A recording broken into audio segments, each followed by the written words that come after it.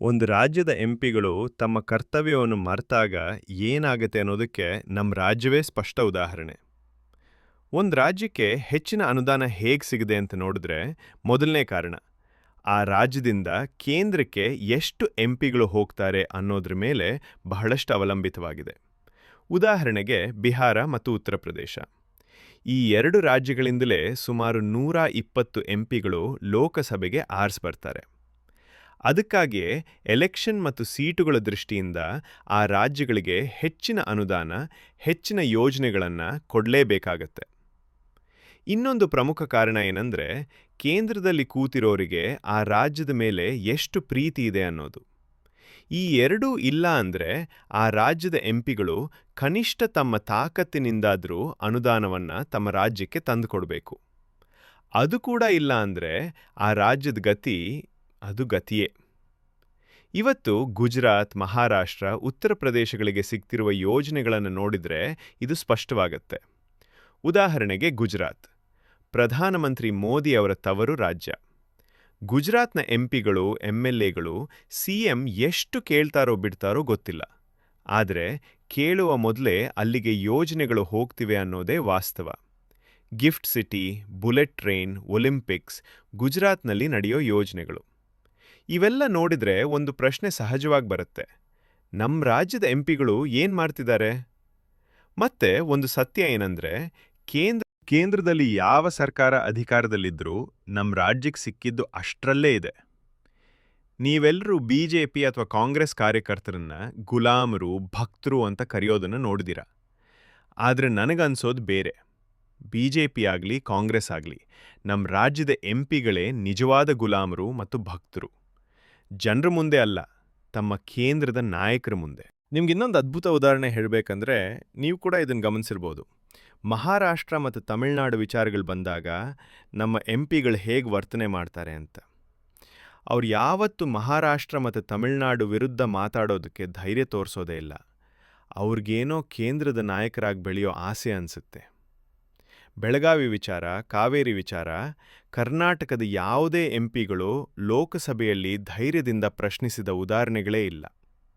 ಇದಕ್ಕೆ ನಾನು ಹೇಳ್ತಿರೋದು, ನಮ್ಮ ಕರ್ನಾಟಕದ ಹಣೆಬರಹಣೆ ಸರಿಯಿಲ್ಲ ಅನ್ಸುತ್ತೆ ನಮಗೆ. ಯಾರನ್ನು ಆರಿಸಿದ್ರೂ ಸಮಸ್ಯೆ ತಪ್ಪಿದ್ದಲ್ಲ.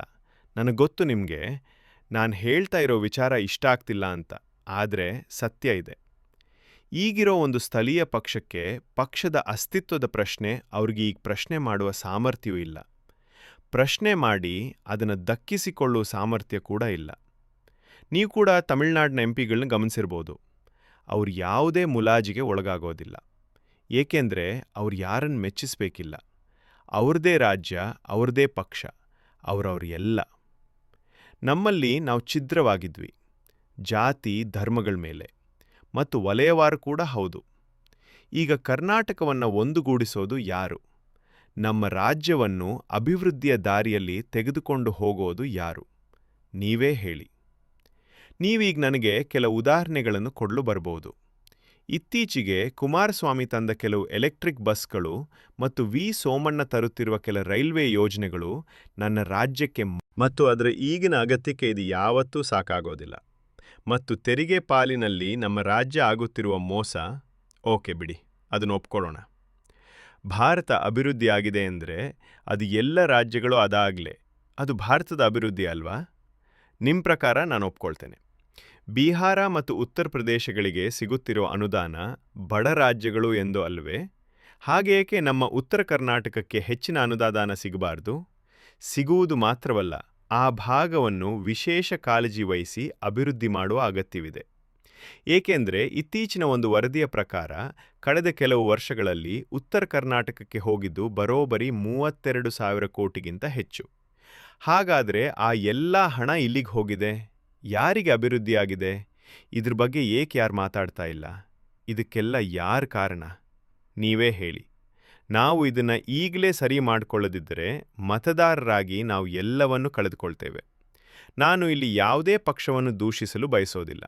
ಏಕೆಂದರೆ ಒಳ್ಳೆಯ ಪ್ರಜ್ಞಾವಂತ ಮತ್ತು ಪ್ರಾಮಾಣಿಕ ಮತದಾರರು ಇರುವ ರಾಜ್ಯದಲ್ಲಿ ಅಥವಾ ದೇಶದಲ್ಲಿ ಒಳ್ಳೆ ರಾಜಕಾರಣಿಗಳು ಇರಲೇಬೇಕು. ಒಂದು ಸಾರಿ ಹೀಗೆ ಯೋಚನೆ ಮಾಡಿ, ಆಗ ಎಲ್ಲ ಸಮಸ್ಯೆಗೂ ಪರಿಹಾರ ಸಿಕ್ಕೇ ಸಿಗುತ್ತದೆ. ನೀವು ಗಮನಿಸಿರ್ಬೋದು, ನಾವು ಪ್ರತಿ ಎಲೆಕ್ಷನಲ್ಲೂ ಒಂದು ಬಾರಿ ಬಿಜೆಪಿಗೆ, ಒಂದು ಬಾರಿ ಕಾಂಗ್ರೆಸ್ಗೆ ಅಥವಾ ಒಂದು ಬಾರಿ JDSಗೆ ವೋಟ್ ಹಾಕಿ ಗೆಲ್ಲಿಸ್ತೀವಿ. ಆದರೆ ಯಾವುದೇ ಬದಲಾವಣೆ ಮಾತ್ರ ಆಗೋದಿಲ್ಲ. ನಾನು ಕೊಡೋ ಲಂಚ ಯಾವತ್ತಿಗೂ ತಪ್ಪಿಲ್ಲ. ಎಲ್ಲ ಸರ್ಕಾರಿ ಕಚೇರಿಗಳಲ್ಲಿ ಲಂಚ ಮತ್ತು ಪೊಲೀಸರ ಕತೆ ನಿಮ್ಗೆ ಚೆನ್ನಾಗಿ ಗೊತ್ತಿದೆ.